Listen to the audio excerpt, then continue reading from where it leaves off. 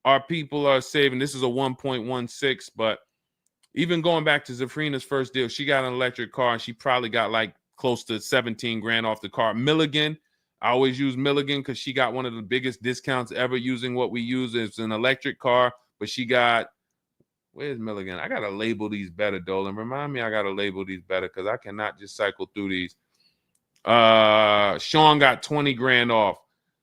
The reason why you need a car that when you shop your deals, you need like $30,000 off the price of the car. And because right now you're paying a high payment and the car is worth nowhere near what you're paying. So as you pay $775 every month, you're paying it towards an asset that is worth nowhere near what you're paying. You also need to find out if you have gap insurance. So I'm going to give you those 2 homework assignments. And then the next time we're live, you jump on the show and you tell us what you did. Those 2 homework. Find out if you have gap insurance. And then you need to get your payoff and go on those websites and get the cash offers and find out what the gap is. Because if the gap is $25,000, then what I'm doing is I'm shopping. If you listen, you get, if before I tell you to get the book so that you can shop a bunch of different electric cars from home, you need to get $25,000 off the price of some electric car. While they still got the rebate, while they still got the incentives, those incentives are going to go away. When do the electric car incentives go away? Let's see. Hold on.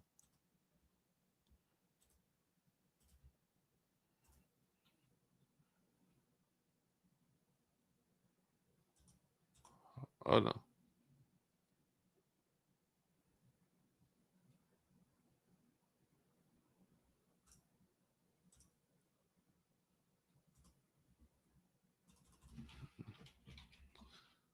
When do EV incentives? I'm going to tell you, you're probably going to see, we're not talking about tax credits. You're probably going to see huge electric vehicle incentives for the extended future because they're still building them and not many people want them right now. So you need to get like $25,000 off the price of some car or more. Like I said, with Milligan, she got she got almost 27,000 off. And then you would roll that over into a new car and you would lease it. And your payment's going to be high, but you're going to be in a good car. So if you lease a car and you end up with after you knock off that $30,000, and I would be just shopping multiple electric vehicle leases using our system. Again, at this point, you're either going to listen to me or you're not. So, I mean, I'm just going to assume you are. And you would just run multiple electric cars through our 25-to-5 system and see, all right, how much could I get off that one? Oh, they're saving me 15 grand. Nah, that's not enough. All right, let me go pick this Kia SUV. All right, how much can I get off that? Oh, 17 grand. Nope, nah, that's not enough. Oh, let me pick this one. Oh, they're giving me 22 off. All right, that's better. Let me see if I switch this car over to that, how much they would give me. And you're trying to get out of that car, but you cannot bring all of that negative equity over unless you already knock down this new car by $20,000 or $25,000 because the bank is not going to approve it. So you need something that you can save that kind of money off of and then come over to a lease and then, all right, forget about lowering your payment right now. You could lower your payment right now. You need to get out of that car into a better car for the same payment or similar payment. You're not lowering your payment. Only way you're going to lower your payment is to get rid of the car, ruin your friend's credit. But once you do that exercise, let me know where the gap is. Next time you see me live, jump on. Hey, Deshone, I did it. The gap is like $22,000. The gap is $30,000. If the gap's 30, then we got to see what we do there. But the long-term plan is I need to get out of this and I need to get into an electric vehicle that I can lease for 3 years so that I can bury all that negative equity into this car. And what it's going to be is it'll be like, all right, I'll knock 25 grand off the price. Normally my payment would be stupid low, like $250 a month, because I just knocked 25 grand off this, but I'm actually just putting the 25 grand from this Pacifica back on there. So it's still going to be around 700-800, but I'm driving a brand new car. And then once my 3-year lease is up, I can actually be done with this versus being in this for 78 more months. All right. So next time I'm live, jump on and, tell me you did the homework and we can see if we can actually, try to get you to some form or fashion of some type of end. Yeah, I'm not a fan of the electric car. Can't help you. Can't help you. I appreciate you being on here, but you should have not been a fan of this. How are we in a 2020? This is the part where we have to realize you have your friend tied to this car. And I'm telling you what you may be able to do to get her out of this situation and get out of this Chrysler Pacifica. That is a car that is worth $20,000 that you have a loan on of $55,000+. And you're like, I don't like this electric car. I'm not a fan of it. I'm telling you, there's tons of them out there. We should not even have our friend on this deal. So be a quality friend. Don't be like the people who will come into the dealership, put their friend on the credit, on the credit. Hey, can you sign for me? I had one girl that would come in and she had her mom on one car, burned her mom, and they had somebody else from the church coming in here to sign for her to get another car because she burned her mother's credit. Didn't care about nobody. Do not be that person. You have someone tied. Your friend was nice enough to be on this horrible, terrible deal with you. Now you need to do something to show her you are trying to get her out of this deal, regardless of how you feel about the car, because you should be feeling terrible about the Chrysler Pacifica that you're in that we have an 80-month loan on. She is the one who put us in this situation and we are trying to go the best route. So how are you in the deal? Does the lease go from the day you got it to the anniversary day? It goes usually 3 years. How are you in the deal? When you're saying your friend is the one that put you in the situation,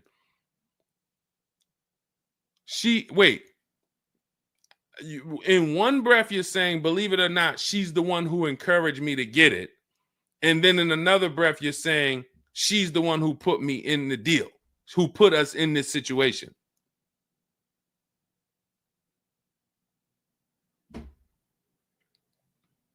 I don't care who put you in the situation. It's a horrible situation. So if you want, that is the only solution, and it may not even work. So let me just be clear. Lots of people on the show, they seem to be very interested in your story. This is a very interesting story. There's not many times I had to jump on this show and hear something where I'm like, you're probably not going to end up with another car. You're probably going to be stuck in that car for at least 3 years, paying down the balance because you owe too much on it. And maybe you can lean on them to fix it, but there's no lemon law, so it's not like you can actually put it through a lemon law. So you might just be giving it back to them to fix, giving it back to them to fix. But you're in the loaner and your friend's on the paperwork. So that tells me the car was for you. It wasn't for your friend. So your friend signed for the car knowingly, may have encouraged you to get the car. Yeah, girl, I'll do it. Listen, I want to see you win. Look. Maybe didn't know what she was signing, didn't understand. All right, you're $775 a month. Can you afford that? Okay, yeah, I could afford that. Okay, perfect. All right, I'm going to sign for it. Didn't realize maybe it was for 7 years and didn't realize that, oh, shoot, You're going to be paying 60 grand for this car and didn't know, oh, this car is going to be in the shop, but it's your car because you're the one in the loaner. It's not her car. She's not in a loaner. So there's only one potential solution where you could even think about getting out of this car, because no one can get you out of a car that you're $30,000 buried in. There's no bank. You could have a 900 credit score, never missed a payment in your life. No bank is going to approve taking $30,000 from this Chrysler and putting it onto whatever new car you decide you want.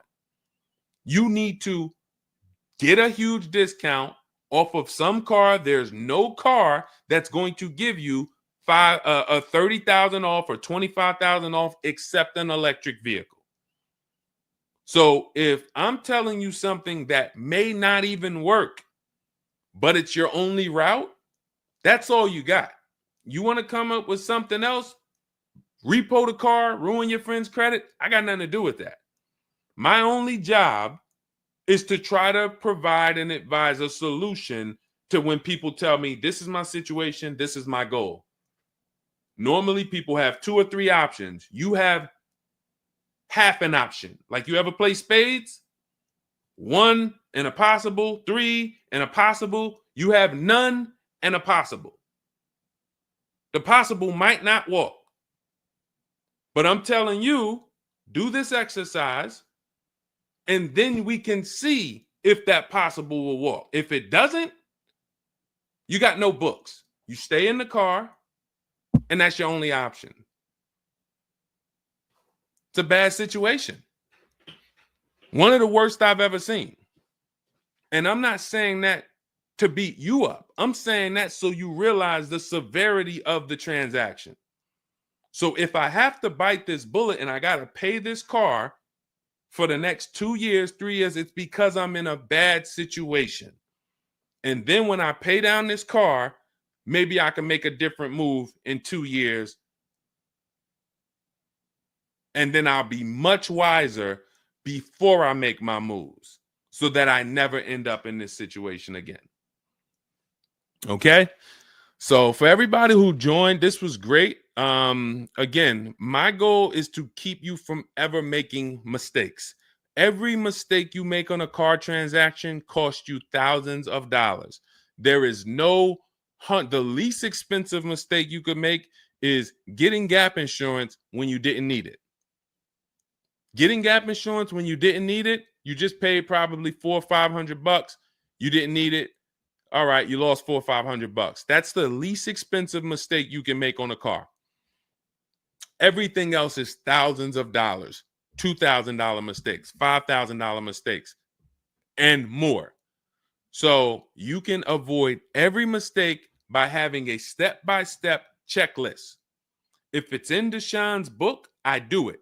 If it's not in his digital book, I don't do it. So there's no way I'm going to make a mistake. That's okay, TJ girl. We'll be back tomorrow. If I'm giving you a checklist, check, do this, check, check. You're doing everything I say do. There's no room for a mistake.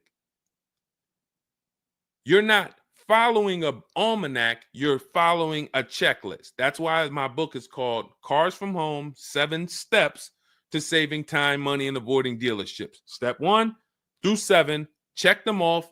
You do car transactions mistake-free. You don't miss any money with your financing. You don't buy bad cars. You don't do anything that you're like, oh, was this good? No, it's a checklist. So normally it's $97. It's a digital book.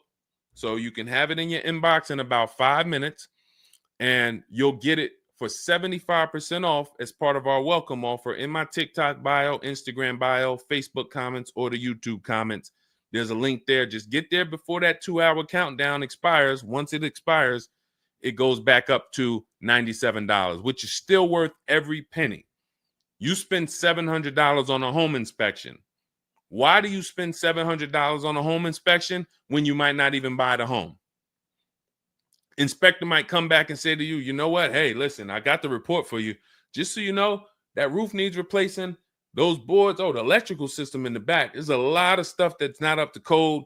And then in the basement, you got some water coming in through the foundation there. Listen, house needs a lot of work. Here you go, $700. You and your family might not buy that house. Do you say to yourself, man, I wasted that $700, man, we could have kept our $700? No. You say to yourself, man, I'm glad we got that home inspection, man. We would have been in trouble. So this is how we approach cars. This is how people who I show you throughout the stream approach cars when they're working with cars from home.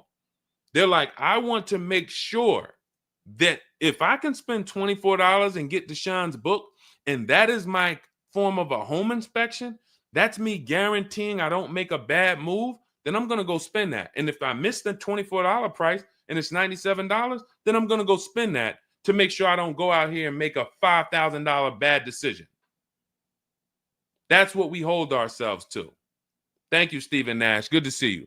So go grab your copy before the countdown expires. Get it for $24 instead of $97. It's in my TikTok bio, Instagram bio, YouTube comments, or the Facebook comments. And then use that step-by-step. New cars. Everything is in there for you to shop empowered, mistake-free, for you to be the prize. You deserve to be the prize. There is nothing else that you would spend $10,000 or $50,000 on, or some of you are going to get a $100,000 car. There's nothing else that you would go in spending that money on, and you wouldn't feel like you're the prize. You wouldn't go into the mall to spend $40,000 and say, y'all better get the velvet ropes. If you went into the mall to make a $40,000 decision, you'd be, hey, close this store down. I'm about to spend $40,000. You'd be bringing champagne out. All right, close the velvet ropes. Where's the velvet ropes? Everybody stay outside. This person's about to spend $40,000. But a $40,000 car, you go in and you'll take the mistreatment. You'll leave buyer's remorse. Not anymore. When you make the decision to get your book, follow these steps, you are mistake-free. You'll save all the money. And then when you drive off in your car, you feel like you're the prize. This dealer won my business. That credit union, that bank won my loan. This deal, buyer, Carvana, CarMax, Driveway, they got to buy my old car because they put the best bid up. Everybody won a bid. And that's how I know I won, because everybody competed for my business. I didn't beg none of you for anything. That's how we do. So go get your book. And if you want to get started and you're like, Deshone, you know what? Is there anything I can get started for free? Because I'm just getting to know you. I don't really know you yet. Now I want to see, then go grab my free cheat sheets. Dolan will put a link in the comments for you guys. It's Deshone's cheat sheets. It's also in my TikTok bio, my Instagram bio. And you can see what we give to people who want free advice to get you started. But if you're like, no, give me the blueprint. Give me the bang, bang, step-by-step, start to finish. That's my digital book. Go get it. And carry in gifted hands. Please check back in with us. Let me know when you do that exercise how big that gap is between what the Pacifica is worth and what the cash offers will buy. What will pay for it. And then hopefully you can get to some solution. So I appreciate you sharing the story. I appreciate you being forthcoming, and certainly we'll wait to hear from you. Thank you everybody for joining us. We've been on here for almost 2.5 hours. It was a longer show, but I hope you all got a lot out of it. We talked a lot about all different things. Yeah, that's Denzel on the bookshelf. Absolutely. I got a lot of people on the bookshelf.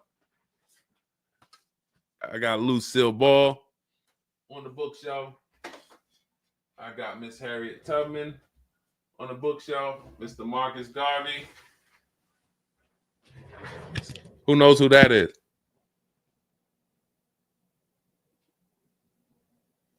That's the great one.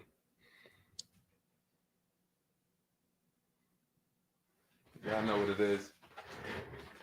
I only have the greats around me. Alexis Chu, you don't know who that was? Who could tell Alexis who that last person was? Man, you better get up on the honeymooners. Yep, that was, yes, TJ girl. Yep, Jackie Gleason. Yep, that is right. The great one. So yeah. So yes, so it was a pleasure. We'll be back. We'll be back for another show. When you see us, jump on, get your questions answered. For those of you who have my book, I want to thank you. Shout out to I saw a couple people say they grabbed their book and they were using, they were ready to use it. I would get the paperwork through email, never received it. I need your help. I bought 2 brand new cars. I was told I would get the paperwork by email, never received it. So call the dealership. Call it. You bought 2 brand new cars. You said you would get the paperwork by email. You never received it. Call the dealership and, hey, where's my paperwork? Ask for the finance manager. Where's my paperwork? That's what you do. All right. So, all right. I'll let everybody go. I'm tired. I can't even get myself together. This is, I'm going to jump off and we'll be back. We'll be back for another show. Make sure you get your book in my TikTok bio, Instagram bio, the comments, or the Facebook comments or the YouTube comments. And I'll see y'all on another show. All right. God bless you.